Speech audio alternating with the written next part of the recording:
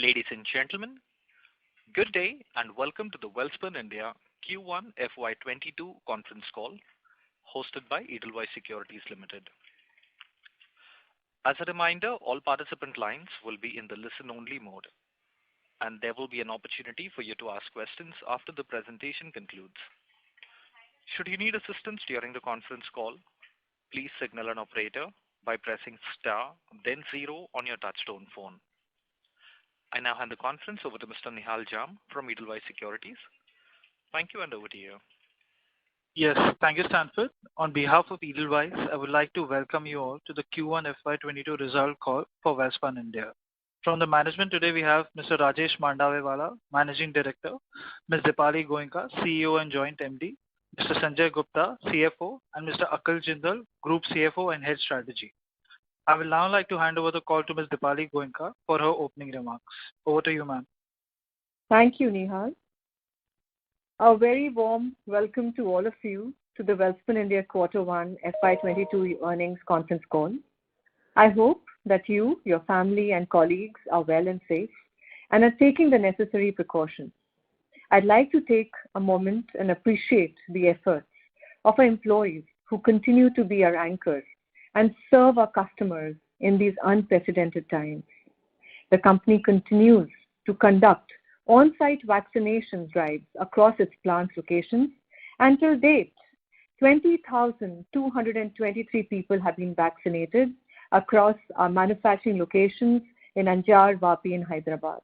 We remain committed to a plan of administering at least first dose of vaccine to 100% of the workforce, latest by 15th August 2021.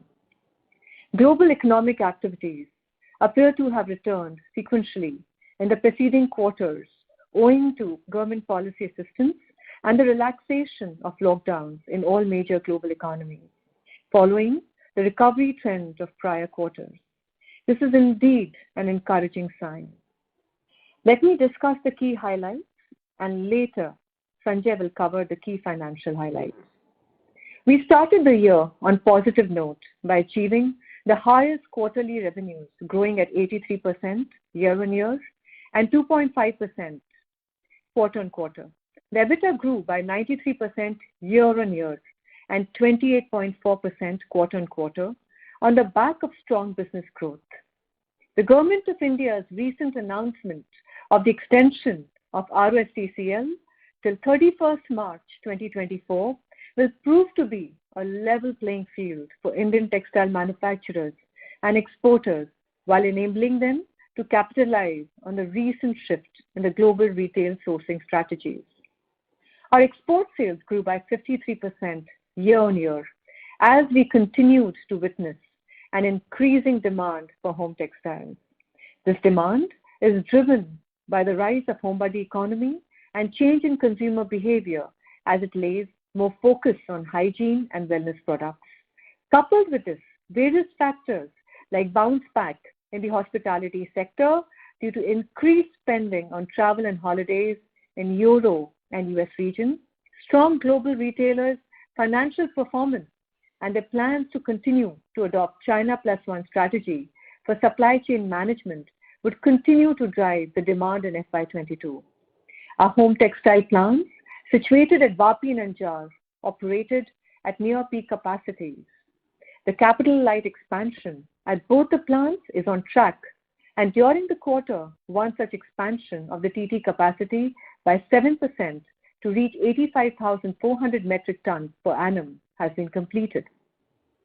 The benefits from this investment will start accruing in phases from Q2 FY22. The capacity expansion plans for bed linen and rugs are currently underway. We should realize the benefits of the enhancement of 20% in bed linen and 80% in rugs latest by Q3 and Q4 respectively. On the back of expanded capacity, we are confident of significant top-line growth over the next few years. In the last quarter, we had mentioned about aligning all our business strategies to the aspects of environment, social and governance principles. We continue to further our efforts here. I am proud to share that Welspun Flooring Limited has become the first company to achieve certification under the SCS New Zero waste standard. This first fully integrated LEED certified facility has achieved 98% diversion of waste from landfill through a combination of recycling, waste reclamation, co-processing, composting, and storage. Our farm-to-shelf 360-degree capabilities have always resonated with our customers, and we are glad to share that more than 16,000 farmers have already benefited through our Velkrishi program in the past quarter. They are availing complete farm management solutions today and developing agronomic know-how through our innovative products based on digital technologies and artificial intelligence, all developed in collaboration with appropriate government and technology partners. 5% of our current supplies are coming through this initiative, and we aim to take it to 30% by FY25. Additionally, in the backdrop of prevailing Xinjiang cotton issues, we are witnessing a shift in our customer expectations in the terms of fully integrated operations and complete transparency. In the forthcoming quarters, we'll be revisiting our investment strategies to pursue our growth targets. Welspun continues to introduce innovative customer-centric products, and NanoCore technology is a result of these efforts. Our hydro cotton portfolio continues to set milestones. The recent program promotion by Scott Brothers on QVC was hugely successful, where we scored 5.5 million sales, that is 94% sell-through in 72 hours. Closer Home, a domestic business, has entered into an exclusive tie-up with an international technology partner to launch anti-pollution home textile range, the carbon capture product technology. Our innovation product sales during the quarter were 553 crores, registering a growth of 64% year-on-year and contributing 29% to the sales. We expect the textile demand to grow further in H2 FY22 as pent-up demand comes with the opening of retail offices, education institutions, and resumption of social activities. Additionally, e-commerce is no longer an alternative buying channel but has become a default, a primary buying channel for many. In US, the significance of the online channel continues to increase as it currently accounts for 13.6% of total retail sales. Our e-commerce business also witnessed similar trends and heightened demand with growth of 45% year-on-year, contributing 5% to the sales. The e-commerce channel is on track to meet its 100 million target by 23. Our continued focus on brands, both owned and licensed, has enabled us to deepen our connection with consumers across markets and aspirational categories. Martha Stewart is on track to clock 25 million in sales this fiscal year at an estimated 79% year-on-year growth. Our iconic brand Christy drew over 500,000 eyeballs, and our towels and Wimbledon were a huge success. We are confident that the strategically curated brand portfolio will deliver 100 million revenue by 24. At the supply end, logistic challenges were at the forefront globally, with non-availability of containers, delays by shipping lines, congestion at ports, and non-availability of truckers in the United States. The trend is expected to continue in the next quarter. Additionally, input cost pressures continue to hit with increase in almost all the raw materials, including cotton, yarn, dyes, and chemicals. Increased demand for Indian yarn and internally higher MSP may result in cotton prices remaining firm till new harvest season, thereby putting pressure on margins. Emerging businesses, retail. I'm pleased to share that Manjari Upadhyay has returned back to Welspun India, and she will be spearheading the domestic operations of Welspun Flooring and home linen brands Spaces and Welspun domestically. She brings in with her 2 decades of experience of extensive work in FMCG, e-commerce business, and I'm excited about her plans for the domestic business in the coming years. As we entered FY22 with renewed vigor, the recent second wave and surge in COVID in India hurt the numbers of India retail business due to the localized lockdowns, which had an impact on demand in Q1. Despite that, the domestic retail business recorded revenue of rupees 48 crores in Q1, growing 222% year-on-year. Additionally, with an aim to be Har Ghar Welspun, we increased our nationwide print to 4,288 outlets and 80 towns with brand Welspun in Q1. With a massive vaccination drive underway, we are confident of better quarters in terms of retail demand compared to Q1. A domestic home textile e-commerce business, which includes brand Spaces and Welspun, doubled on year-on-year basis. Advanced textiles. Advanced textiles business revenue during the quarter stood at rupees 62.5 crores, registering growth of 7.2% year-on-year. Spunlace business is witnessing major correction in demand due to material overstocking in the supply chain, and we expect the situation to ease over the next couple of quarters. Wet wipes business saw addition to its innovative product offering by contracting cosmetic sheet mask business by large multinational brands.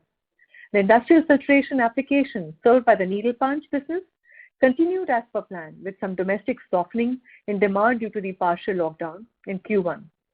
The products in the business development funnel continue to be healthy and promising in both domestic and overseas markets. Spunlace capacity at Telangana is underway and is expected to start commercial production by Q4 FY22. Flooring business. Overall, the flooring business stood at 121 crores in Q1 FY22, growing by 379% year-on-year, contributing 5.4% to the top line. We are seeing significant improvement in utilization levels, primarily on account of easing lockdowns in multiple geographies. While Q1 saw muted growth due to COVID-related manufacturing challenges, we are confident of a very strong Q2 backed by repeat orders from large clients across the US and Middle East regions with higher ticket size, indicating customer satisfaction and trust in our products.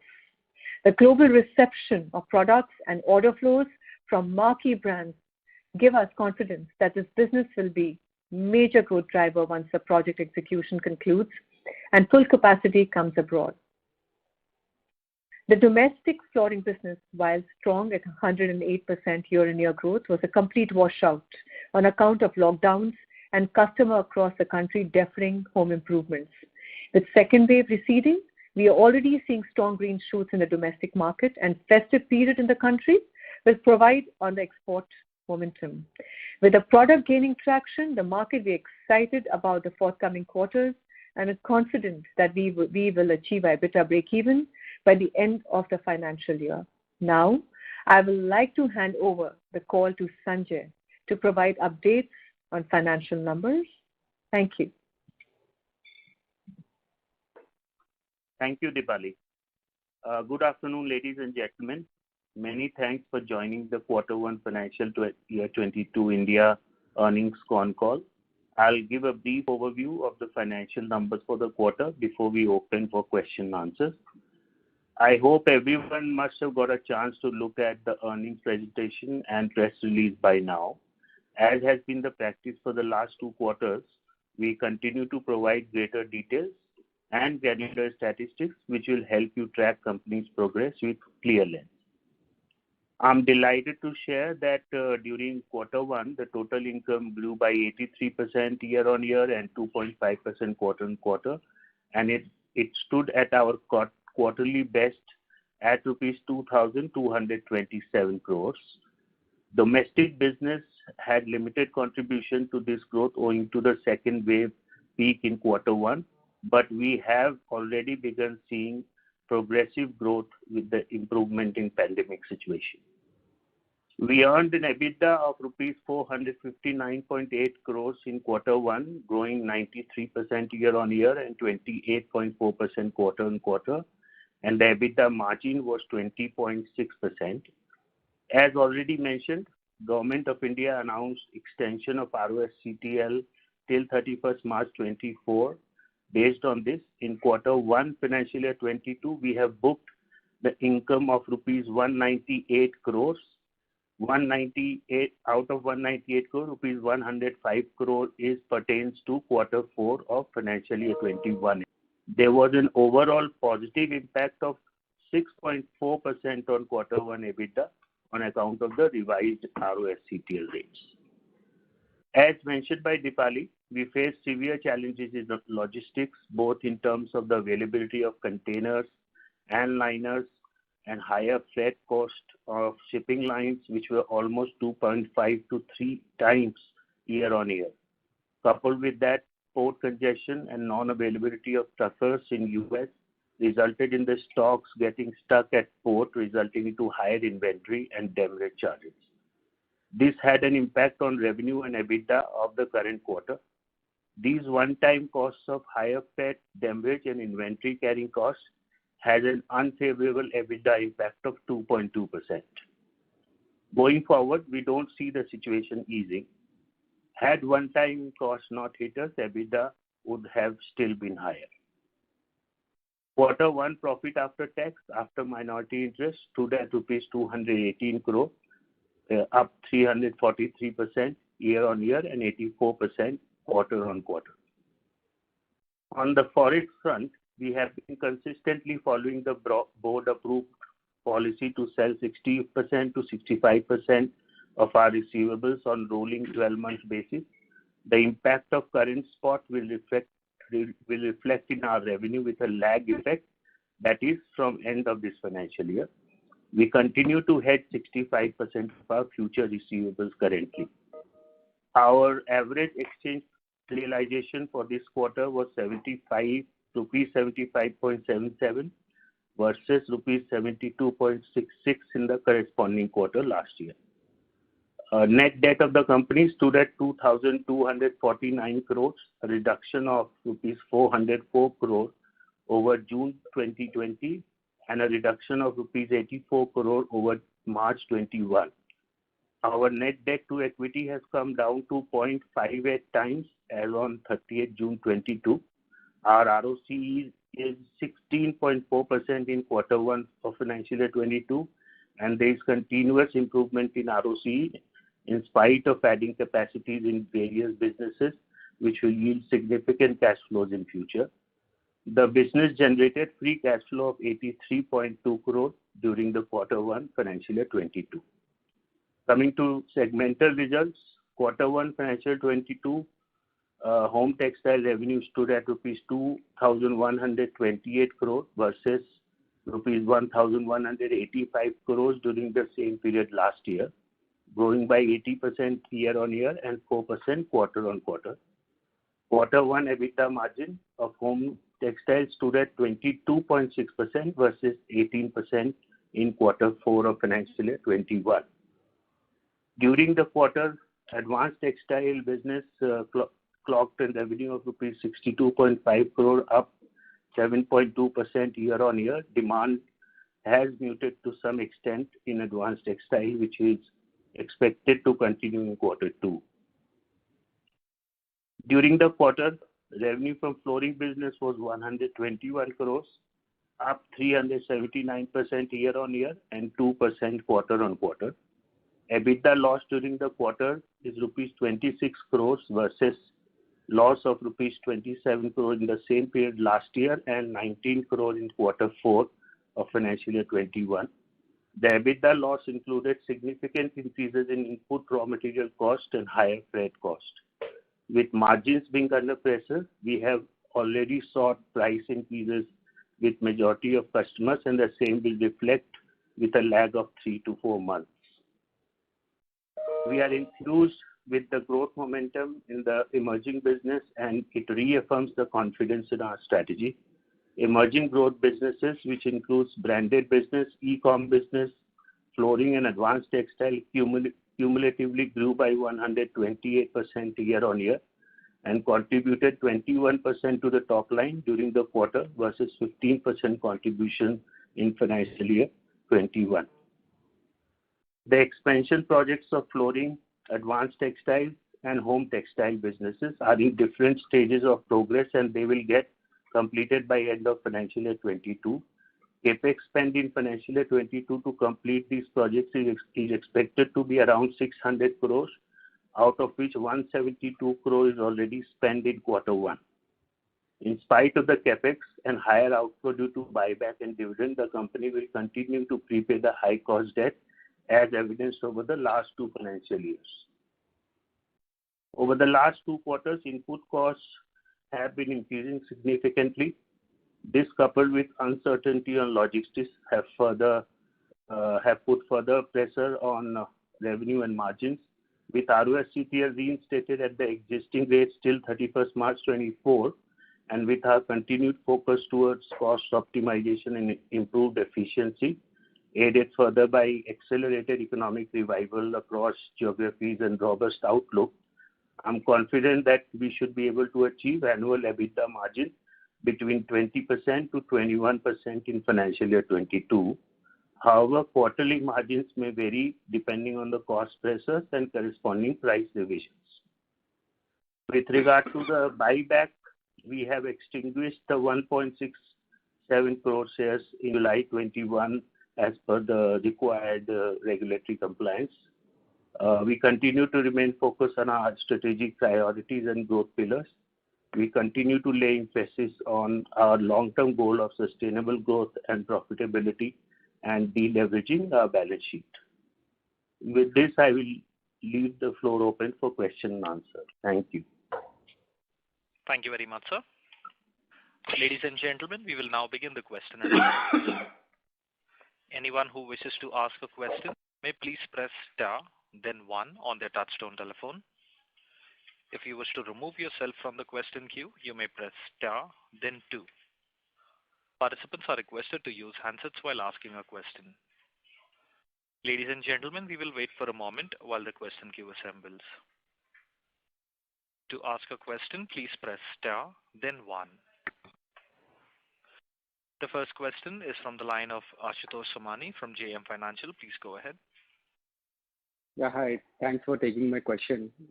So I'm just trying to understand the results better. So if you look at the margins adjusted for the 198 crore duty benefit, so the two parts of it, one is the part pertaining to Jan to March quarter, which was around 105 odd crores.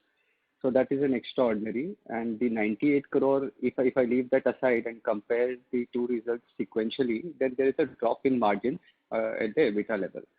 So just wanted to understand, so we are talking about bridging the gap between, let's say, 13 to 14% EBITDA margin to fiscal 22 guidance of 20-21%. So what will contribute to this, how will we bridge this gap? One, you said that the one-time cost that we faced in this quarter is not showing any signs of easing, if I heard you correctly. So can you bridge this gap? How will we move from the current 13-14% to 21%? And this is including the duty, right? So how will we bridge that gap? Thanks. Thank you, Ashutosh. Sanjay here. So as I mentioned earlier, so the impact of ROSCTL on the EBITDA as a percentage comes to 6.4% on the quarter one results. So without ROSCTL, our margins stand at 14.2%. If you add 2.2% of one-time costs that we had to incur in this quarter, we are at about 16.5%. Going forward, every quarter, the ROSCTL will have a 4% addition on our EBITDA. So hence we are guiding towards a 20 to 21% EBITDA for the year. Sure, sir. So just a clarification, the 2% that you are classifying as one time, so yes, we are seeing some signs of easing there going forward. Let me take this, Sanjay. So yes. Rajesh, Ashutosh. So there has been a relentless cost increase pressure on the margins of the company. So and all of you know that it takes us a quarter or two to pass on these cost increases to the clients. So we are actively engaged with our clients, and the gap that you see will hopefully get bridged with the price increases that we will get from the customers. So that's where the confidence is coming from. Some of them have been put to bed. The others are under negotiation, and and the improvement will start trickling a little by little this from the second quarter itself. Sure. And sir, the second part of the clarification was see 4% improvement going forward in ROCTL. So that part, Sanjay sir, if you could clarify, I thought that we sort of realized the entire benefit in terms of percentage in the 2 quarters, Jan to March and to April to June. So how will the percentage increase going forward in second quarter? From an EBITDA margin perspective, Yeah. So overall, the products on which we get ROSCTL, if we take that and the different rates that we get, the net impact on EBITDA is 4%. For quarter one, the impact was overall 6.4% because it included last quarter as well, and there were some accounting impacts. Going forward, it will remain at 4%. When we had guided towards 17 to 18% EBITDA last quarter, we had taken 2% ROTEP in our guidance, and this is now working out to 4%. But with 4%, we are guiding towards 20 to 21%, which is still higher. Sure, sir. Thanks for taking my question. Thanks. Yeah. Thank you. The next question is from the line of Bhavin Chheda from Enam Holdings. Please go ahead. Congratulations to the team for the excellent results. So first question is on if you can break up the sales.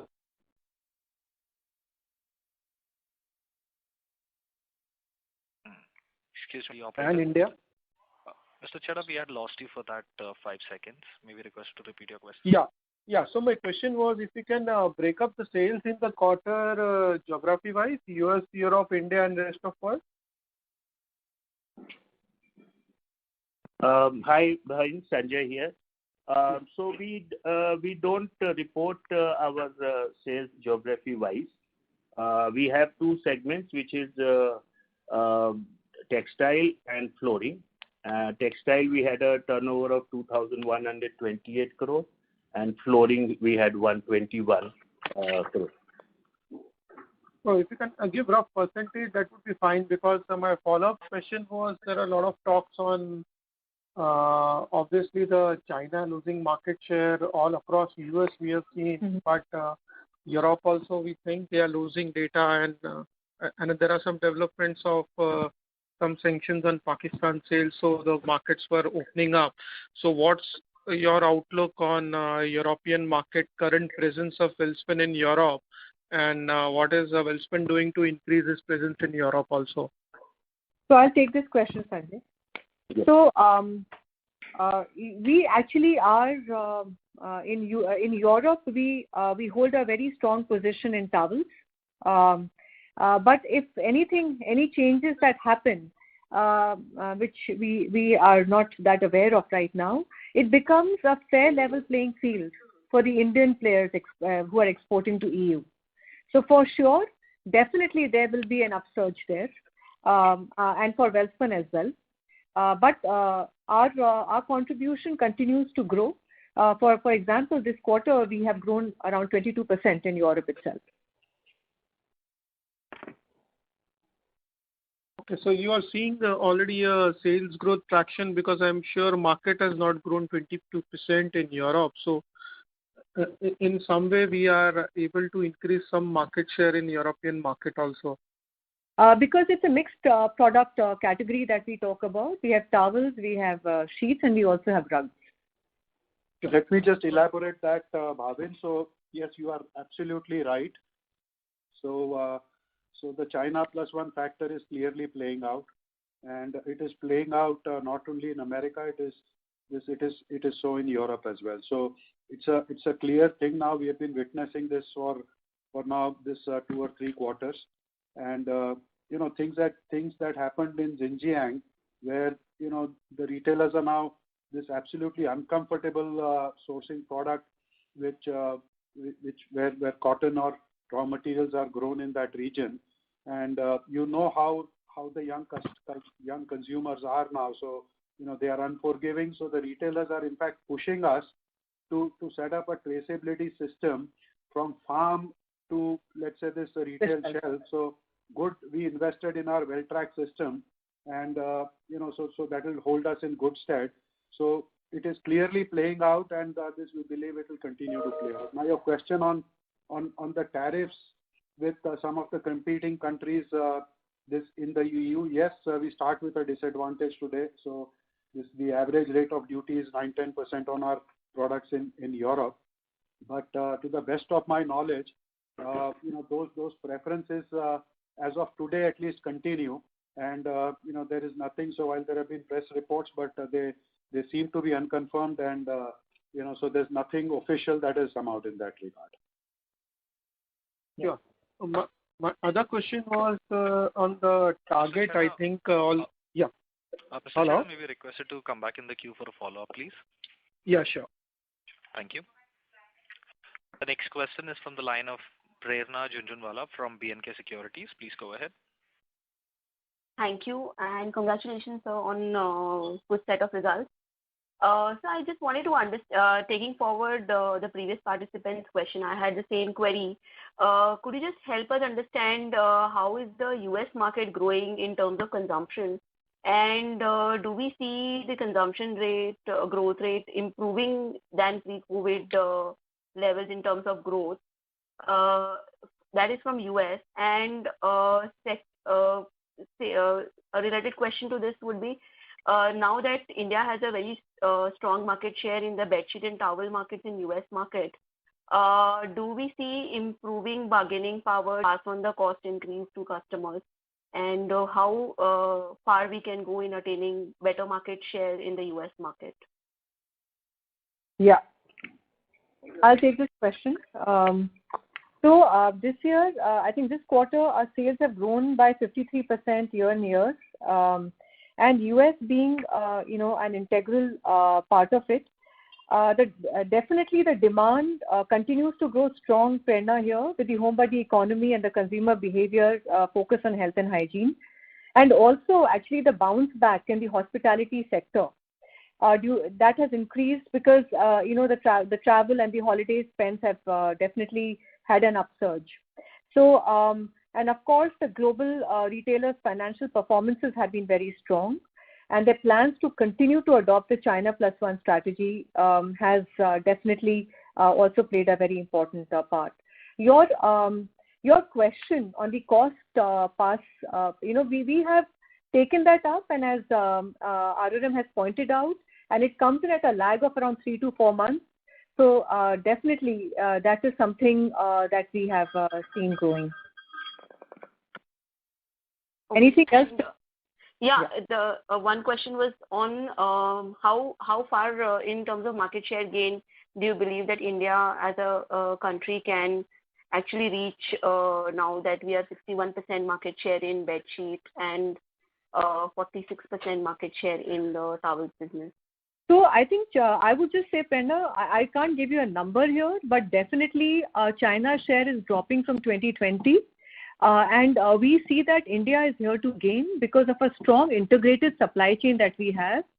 Apart from that, of course, the cotton, we are a cotton producing country as well, and the largest exporter of cotton as well, and yarn too. So I think that actually holds us strong. And the mention on Xinjiang cotton has been, as it holds very, very true, Prerna.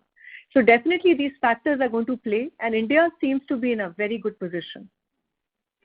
Let me just add to that, Prerna. So there is a 1 to 3% market share gain for India over this in the current year. So product by product, but it is between 1 and 3%. Already there is a market share gain, and Sanjay will be happy to share the details offline with you. Sure, sir. So my second question was on the margin guidance. As a company, have you increased the margin guidance for 21-22%, or it is for home textiles business only? It's for home textiles. It's for home textiles, Prerna. Okay. Thank you. Thank you for answering the question. All the best. Thank you. The next question is from the line of Alpesh Thakkar from Antique Stock Broking. Please go ahead. Thank you for taking up my question, and congratulations for a very good set of number.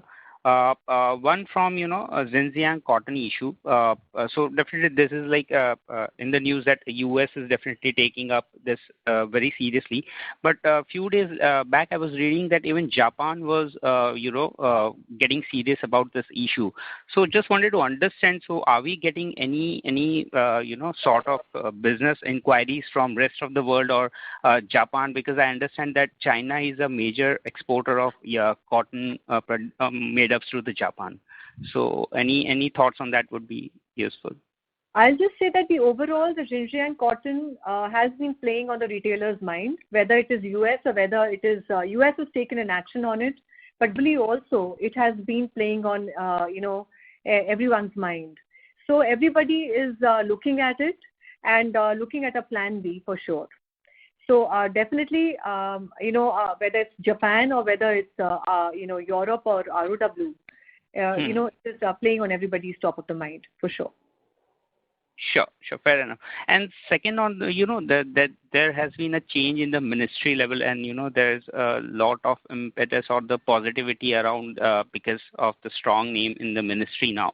So any thoughts on is there any talks regarding the free trade agreements with the EU that we can have going ahead, or anything on that would be helpful? Right now, I think we can't comment on it. We'll wait and watch, but yes, definitely it will be positive for India as a country. Sure. And last one, if I may, on the flooring business. So what was the capex that was envisaged, and what has been spent till now, and what kind of asset turnover can one expect in that business? That's it from my side. I'll take that question. So we had almost 1,300 crores of capital spend planned. We are almost through with that. So over the next 2 quarters, say another 100 odd crores is still remaining to be capitalized. So which will happen over the next definitely through the course of this year.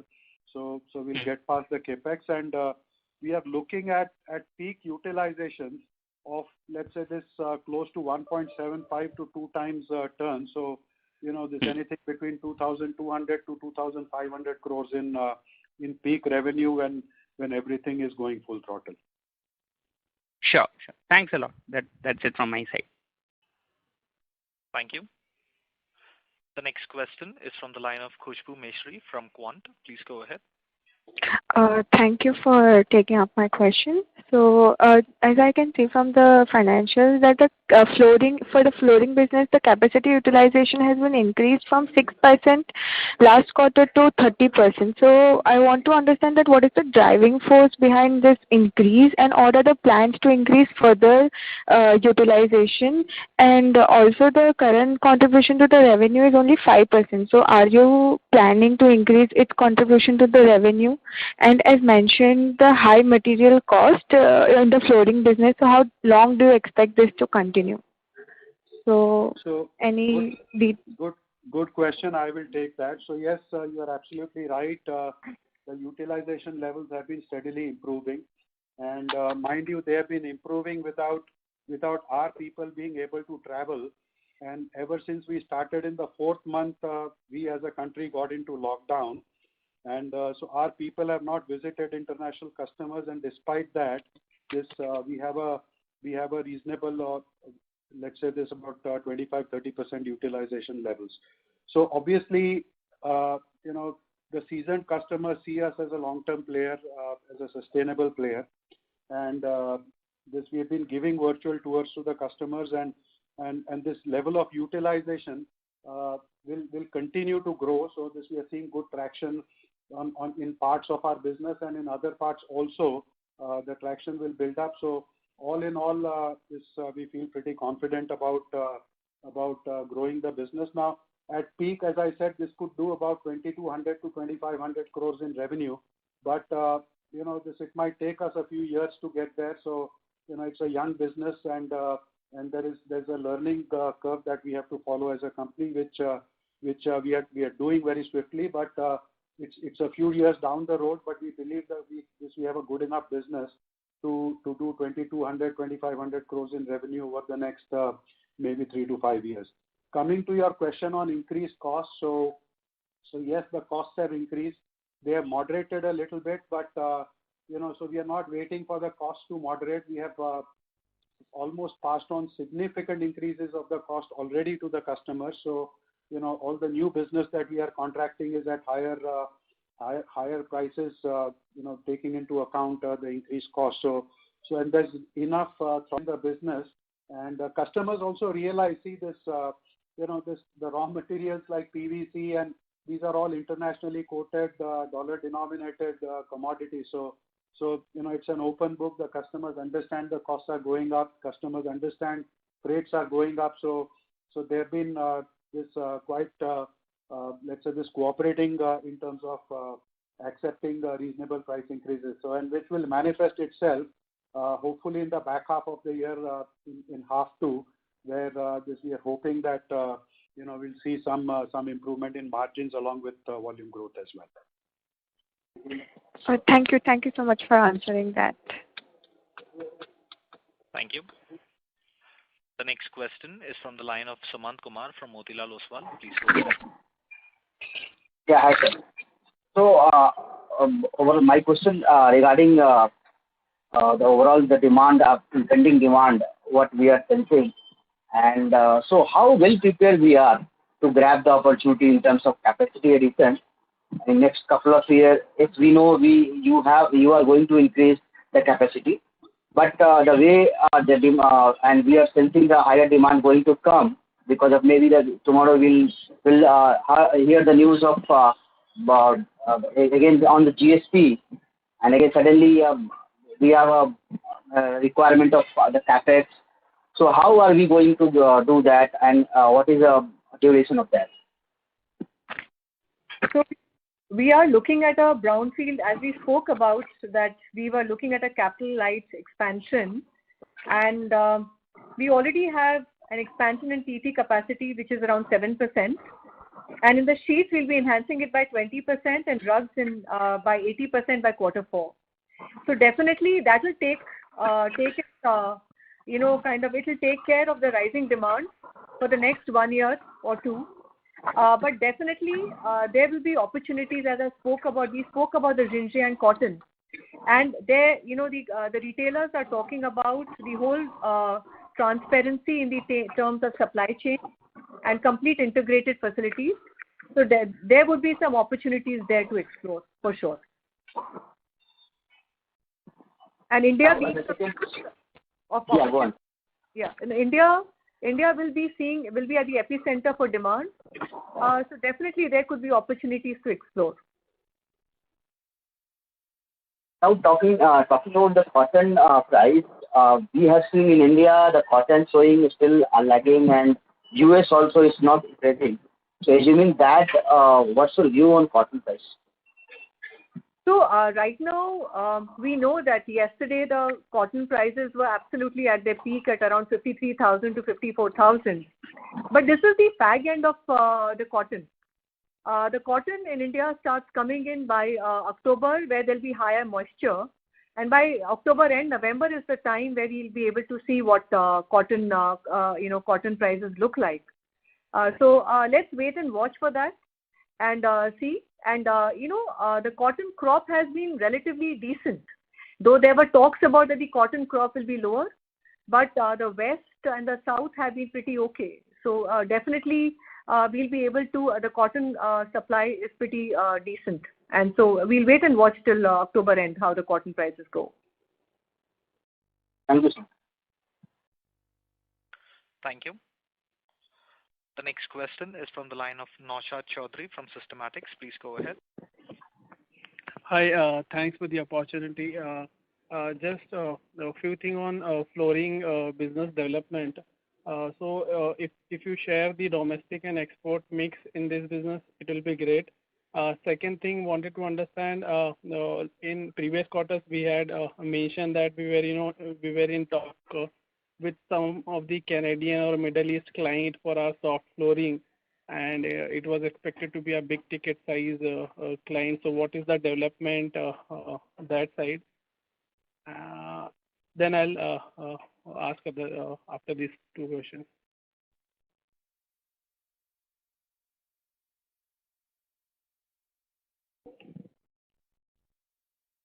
Arjun? Hello. Sorry, I had muted myself. So I'll take this question. So Naushad, in the first quarter for the flooring business, the domestic market was a washout. So, we were in single digits in revenues in the first quarter in the domestic market, and understandably slow because, homes were, people wouldn't allow anybody to get into their homes due to the COVID second wave, and, our product, unfortunately, we have to get into the homes of the people to install that.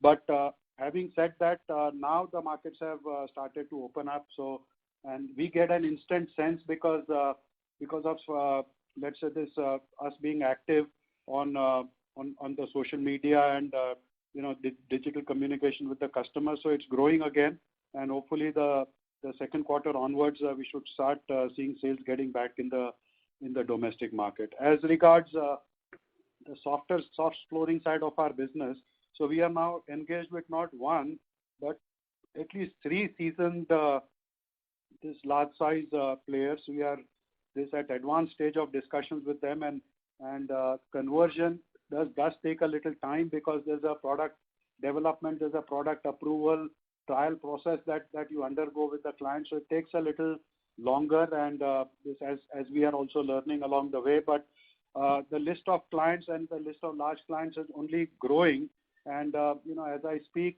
there are at least 3, if not 4 large customers that we are very actively engaged with, and hopefully we'll convert with at least a couple of them very soon. Okay, sir. Just a clarification. In domestic business, what I have understood, domestic would be through distributor, and there would be a diversified set of customers because of distributor network. Whereas in export business, we would be concentrated with few clients and will work on a contractual basis. Is my understanding correct on the flooring business, sir? Yeah, you are absolutely right. That is the intent. So at this juncture, that we want to keep our international business simple, and so we have sales teams, sales, marketing, and development teams in the major markets already appointed, and it's not new to us. So we are used to doing that in our home business, and so we brought the same approach here. So that will be our intent, and in the domestic market, it will be door to door through distributors, through dealers, and also through digital means. So out of this whatever 8-9 crores of revenue that we did, almost 25% was actually this achieved through digital engagement with the end consumer. So that also is going to play a big part in the domestic market.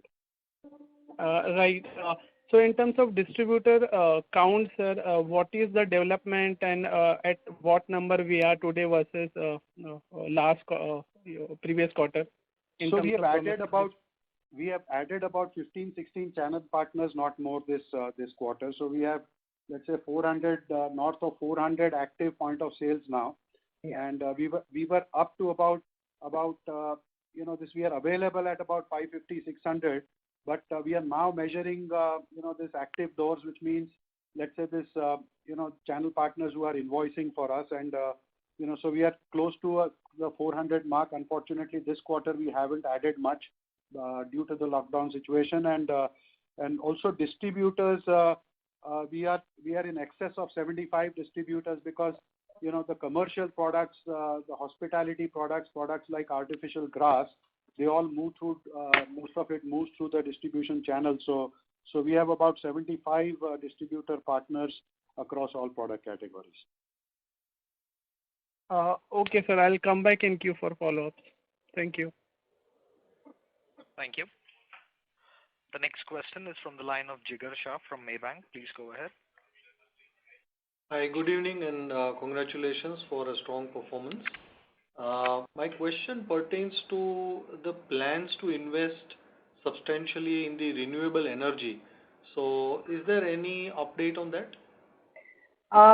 So Jigar, I think I'll take this question. Being on this, and there are a couple of plans that we are still exploring. So I think we'll be able to solidify those in the next quarter. And you can appreciate that being a kind of a very massive operation, it'll take that much of time and window. So we are just evaluating a few opportunities here, Jigar. Okay. Thank you. And can I ask one more follow-up question? Sure, Jigar. Yeah, this is about the flooring unit. So I believe at full capacity it can do a 2,000 crore plus revenue. But when do you expect the utilization to improve? I mean, in the next 2-3 years, will it reach that level? I mean, is there any time frame? It is going to take, as RRM had pointed out, it's definitely going to take 2 to 3 years, where it's going to reach that peak capacity of around 2,300 or 2,400. Let me be a little more cautious here. So it's a 3 to 5 year journey, guys, and but for this COVID situation, we would have this gotten there a little faster. Yeah. But it's a 3 to 5 year journey, and it's a young business, so this I want to sound a little bit cautious, but I think we have gained enough confidence in the business now to stick our neck out and say that this in that time frame we should be able to get there. Thank you and all the best. Thank you, Jigar. Thank you. The next question is from the line of Chetan Shah from Jeet Capital. Please go ahead. Yeah, hi. Thank you for an opportunity. Just one quick question. This is with reference to, opening remark. Deepali talked about changing the capex model for the business, the way things are evolving in a global market and also in the domestic market. So, if you can kindly elaborate what exactly you mean by that. Is it mean that we may end up spending some more money trying to be more integrated player, or we'll do some sort of things outsourcing and some within us? If you can give some idea or some elaboration on that, please. So let me take that, Deepali. Yeah. So I think this is a heads up. So this clearly with this Xinjiang situation, this integration is at a premium, and the consequence of that is for everyone to see with the yarn spinning margins shooting through the roof, and and that is something that so there is a traceability, this challenge which our customers are throwing at us, and also on the other hand, let's say there is this this very high delta between cotton and the yarn prices now. So this we are thinking about it. As I said, this we are engaged with our customers. We want to be cautious with whatever decisions that we take, but so there is some change in thinking that is happening, and we thought it proper to call this thing out over this call. And I think this will be better prepared to answer this question over hopefully the next quarter call. So there's some thinking going on. We want to go back to our customers. We want to do some more homework, and then arrive at the right solutions and conclusions for the company. Yeah, thank you for this. And just one small follow-up of that. Will we have any internal target in terms of IRR or ROCs as and when we decide in whichever side of the capex model, so that as a investors stroke shareholders, we know that capital allocation is more prudent rather than definitely it has to be with a long-term business prospects, but still at the end of the day, the financial return really matters. Yeah.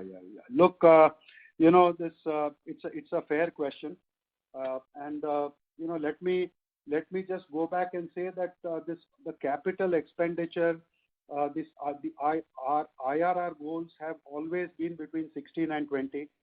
Currently, the business is delivering about 16-17% of return on capital, slightly higher on equity.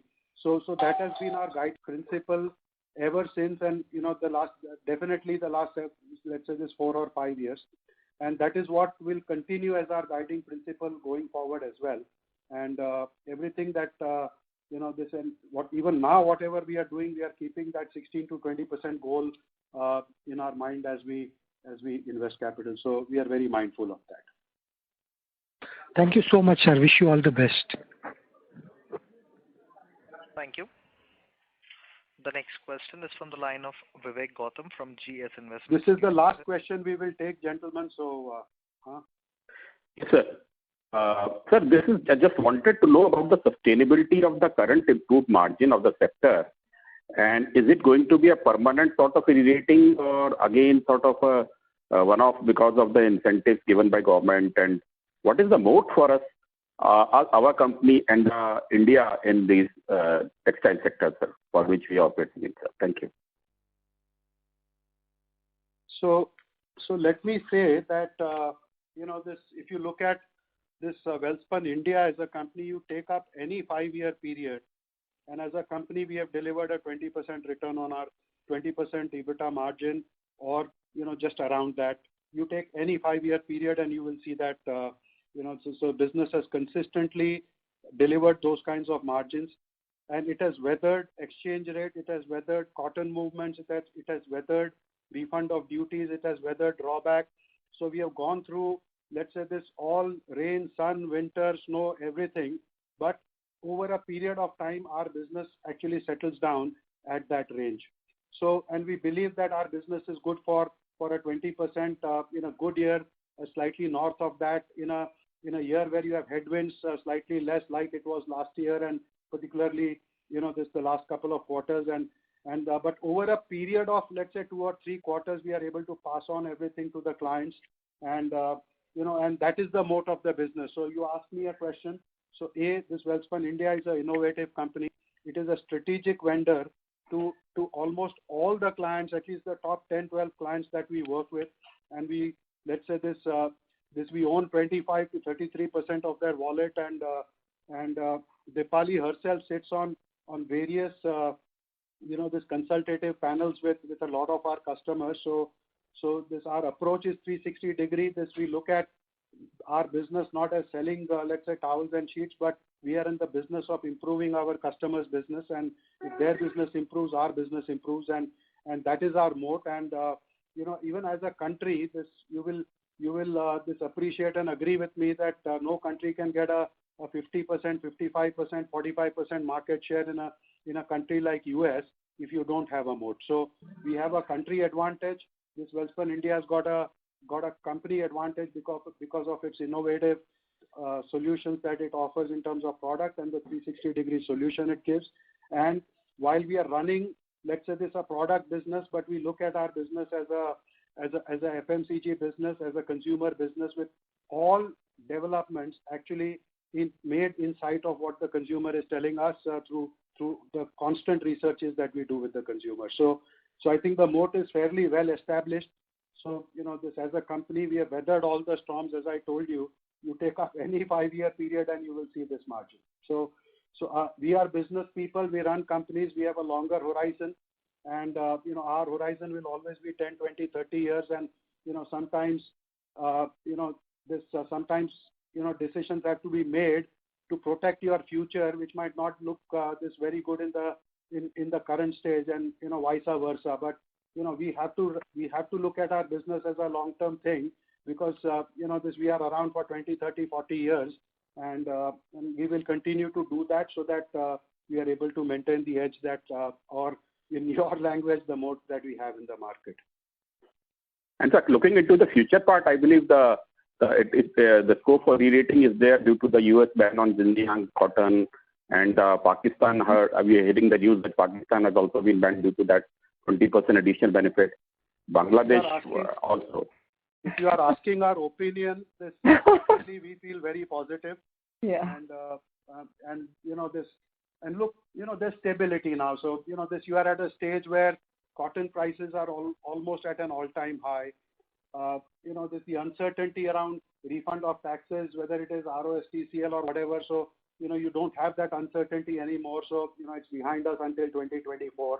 So I think so there's and let's say with all this thing happening around Xinjiang and everything. So this as a company we feel very confident, and I think this is a serious opportunity that this companies like us are looking at, and also this as a country I think we are looking at. So this we believe that this is a decisive opportunity.